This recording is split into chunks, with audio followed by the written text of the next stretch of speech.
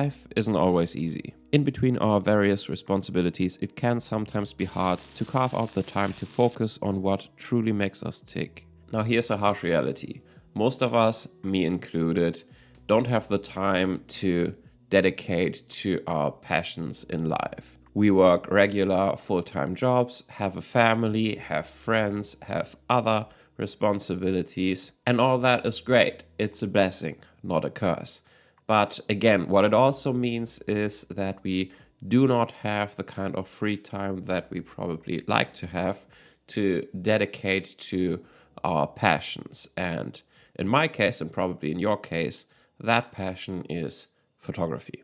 But it gets worse, because even if you find a nugget of free time, you might sometimes not be able to really use it. Maybe your energy is depleted, maybe you just have no idea what to do or where to go, and I've been there. And while I can't fix reality, it just is what it is, for better or for worse, I can give you some tips that helped me to get out and use my camera more often, which in turn just leads to more overall happiness in life, I suppose. Now, some of these tips might cost you some money, others won't, but I hope there's something in the mix for everyone.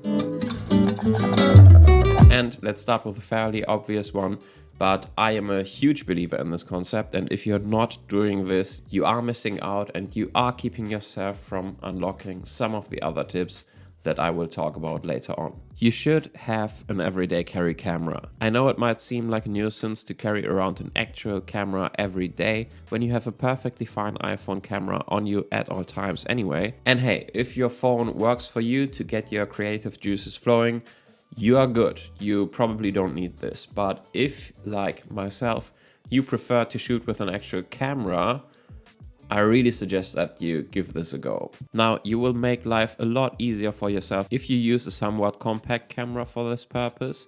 But if all you have is a fully grown chunky camera and you don't want to add another camera to the mix, that is fine too. What matters here is that you bring it with you as often as you can. My recommendation would be, again, to bring something that is compact and easy to pack. And there are tons of options out there nowadays, from super inexpensive and secondhand to really, really, really expensive. There's everything and everything in between. And the question, I guess, is really how much quality do you want? How good do the ergonomics have to be for you? How compact does it have to be? And how much money are you willing to spend? You could go for something really small, like this point-and-shoot Canon V1, which actually sports a sensor that is slightly bigger than a Micro Four Thirds sensor, and you get a very usable zoom range with it as well. And despite having that point-and-shoot camera look, it actually packs a serious punch. While on the other end of the EDC camera spectrum, you will find stuff like the Leica Q series, or even the Leica M series, or Sony's ZV-E1 or A7C cameras. You can even get a fairly compact medium format camera nowadays, which is wild, with something like this Hasselblad 907X. Again, it doesn't really matter all that much what camera you actually choose. Nowadays, I find myself on the more expensive end of the spectrum, because I really am a huge fan of the whole EDC camera concept. But when I started out with this in 2019, I just used a Fuji X100F, which back then there was not as much hype around as it is today. And so that was a fairly cheap, compact APS-C size camera. And it worked great and I loved it. If you are, like myself, not willing to carry a camera bag every day, I also suggest to get something like a small camera insert that you can just put into your regular old backpack or messenger bag. And that allows you to have your camera nice and protected and ready to go at all times. So yeah, as obvious as this might sound, just start bringing your camera everywhere. It is kind of the foundation for everything else that is to come. My next tip would be to go on day trips and short weekend getaways more often, instead of just always focusing on those big vacations and trips. And I know, if only it was that easy. But trust me, actually, it really is that easy. All you have to do is try to keep the costs low and maximize fun instead. My wife and I started by just going tent camping a while ago, and earlier this summer we tried it with our baby for the first time, and it was a fantastic experience. And so we actually decided to buy a rooftop tent so that we could be a bit more spontaneous with our trips while still keeping the costs on a reasonable level. For example, just 2 weeks ago we went on a spontaneous short camping getaway to Switzerland, spent a day at Lake Lucerne and a night in the Alps with a view for only about 30 euros or so. Dirt cheap, comparatively speaking, and well worth it for the memories. Plus, it was obviously a great chance to take some photos as well. So no, it doesn't have to be all that expensive, and it also doesn't have to take up too much of your time. I know that it's still not possible to just do this every weekend. That is not the point here. The point is that, at least for myself, I've discovered that I was able to do this more often than I thought previously. And the key here is really just to realize what kind of interesting stuff you might have in a 200 to 300 kilometer radius around you, and then figure out how to go there and how to do that on a budget so that you can actually afford it. My next tip would be to take more photos at social events of the people you spend time with, and in particular of the people you love most. Now, this is kind of a difficult one for a multitude of reasons, not least of which being that it is, at the end of the day, not up to you if you can take those images. You certainly have to take their feelings on that into account. But I would still encourage you to try it because it is so worth it. Now, speaking for myself, most of my friends and most of my family don't like being photographed all of the time, which I guess is just normal, and it's actually true for me as well. But if you practice your skills and you hone in your ability to take good photos of people that are kind of flattering and that also, more importantly, convey a feeling, and then you share those photos with those people, that can be enough to break through that barrier. You know, my mom used to tell me that I would be disinherited if I dared to take a photo of her, and nowadays she's the one asking me after any kind of family gathering if I had gotten around to sorting through the photos already and when I would share them in our family group chat. I still won't share any of those photos here on YouTube or on Instagram for obvious reasons, but they are probably the photos that mean the most to me, and they also do make up like at least 70% of my camera roll on my iPhone. And so if you manage to make photography part of your social life, not only will you get a chance to use your camera a lot more often, but also you will probably end up with some photos that are incredibly meaningful to you.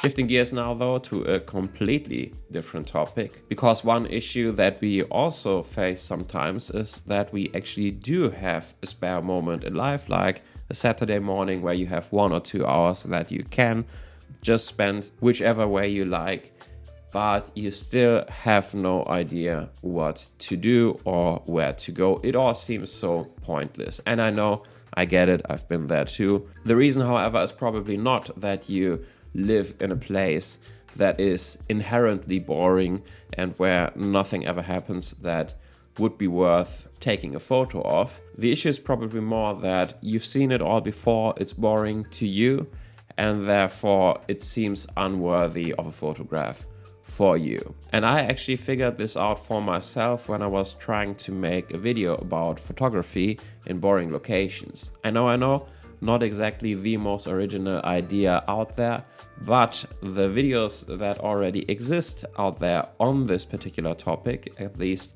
from what I've seen so far, are kind of cheating in a way. That's what it feels like anyway, and that's kind of the point too, because there are people just taking photos right in front of the sea or in front of some mountains of perhaps a old dilapidated car or whatever, or in a grungy city, whatever it may be. The kind of places where you are like, no, those are not boring places. I'd personally love to go there with my camera and have a look around. And I figured out that this is also very much true for myself. I mean, I live in the greater Black Forest area, and there are so many photographic opportunities. And when you're trying to look at a place through the eyes of not yourself, but whoever might be watching a video such as this, you realize that others will probably be like, dude, that's an amazing location where you are. That's so easy to get a great photo there. Whereas I'm standing there like, yeah, I've seen this every day in my life for the past, I don't know, 2 or 3 years. It's nothing special to me whatsoever. And I don't see any photographic opportunities here. And so I guess the key is just to force yourself to look at everything through the eyes of somebody who's seeing it for the very first time. In short, stay curious. This is, in my opinion, really the key, because let's be real here, with the photos that I've taken in this area, I have not even scratched at the 1% mark of all the great photos that could be taken where I live.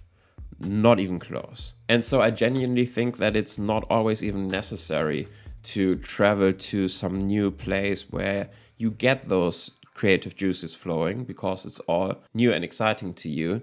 Sometimes it's also a great exercise to just be where you are and try to look at it through the eyes of a stranger and figure out what's interesting about where you are and what you want to take a photo of.